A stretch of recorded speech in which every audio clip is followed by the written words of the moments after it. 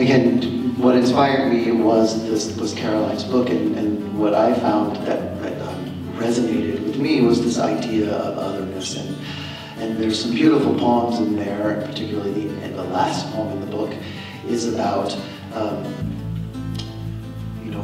not being perfect, but being beautiful, and being accepted, and being accepted for one's beauty as it is. And then in conversation with Caroline, when she realized that Shakespeare, her idol, could love someone who looked just like her, it rocked her world, it changed her world, which that really resonated with me. So finding your beauty, understanding your beauty, and feeling worthy to be loved. Along those lines, I think one of the things that this work highlights is the extent to which Europe, to include England, in the Renaissance era, was already a cosmopolitan place, where you had a lot of people from different places represented, who were active in society on all different levels, in all different types of occupations. And so it really helps to kind of challenge and maybe even upend preconceived notions about what that history looked like, who participated in it. Right up in that little room there, Caroline had our very first meeting, and that's usually my first question to someone I'm working with is, what do you think the music might be? What kind of music would you like to do on this? And this is the true story here. This is really true. I had my little book, and I had my original notes, and the second name on the list was Rhiannon Giddens.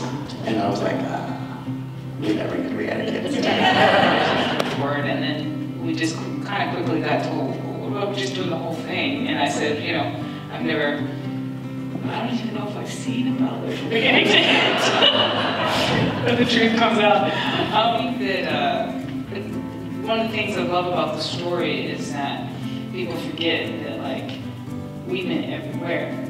So, like, when Queen Elizabeth is like, these black people got to get out of England, that's because there were black people in England, And it's like, I'm really interested in changing the paradigm of how we look at history and how we look at who was where. And people have been moving for thousands of years, and we've been influencing things for forever. So part of the reason that we work together is because, what I'm trying to do with African American music in terms of how it is not influence American music, is an enormous part of American music. He's been doing also for the European music. It's like by the time of Shakespeare, like there's all these modes coming in from North Africa, from the Middle East. They're coming into and affecting European music, and a lot of things we think of from that time are actually, from these kind of modes, and just trying to, but nobody wants to talk about it. So a story like this brings together, it's like a crossroads of all of these things. And so in finding Lucy, we're also finding just the history. Yeah, it sounded very interesting from the start of the story, as you all know. It's very exciting and interesting. And for me, it was interesting trying to bring a little bit of the knowledge of some of the early music stuff, of late Renaissance music. The reason that I wanted to do this story is because it's a great story. Of course, we always want to attract different audiences to our performances, but I have to go back to the beginning. I want to tell good stories. I want to tell stories that are relevant to our community at this time. If you go at it the other way, where I want to attract a black audience, or I want to attract an X audience, you're going to get yourself in a trap of non-integrity. I guess that's the big way to have to put it. You have to go to the place of, I want to tell the story, and this story is right for me. At this time, right for us. I will have to say, when Caroline and I talked, and I said, we're going to do this ballet, and she said, well, do you have a dancer that can do this?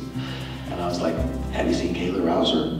And a lot of, you're doing this for money, whether it was, you were being forced to get married, you were choosing not, or you weren't choosing, often. And this woman found a way to live in a system where all of these women were undergoing this and take some power from it. And it's an act of reclamation. It's like a refusing to be shamed for something that everybody is going through. And to me, that's a really important element, especially, the history of reclaiming things that are gruesome or used to oppress you is something that I think black people in America do a lot. And that's sort of how I came to examine Lucy's life through the lens that I did. And so to me, it's not secondary that she did that. I think it's empowering to contemplate that as an act of power.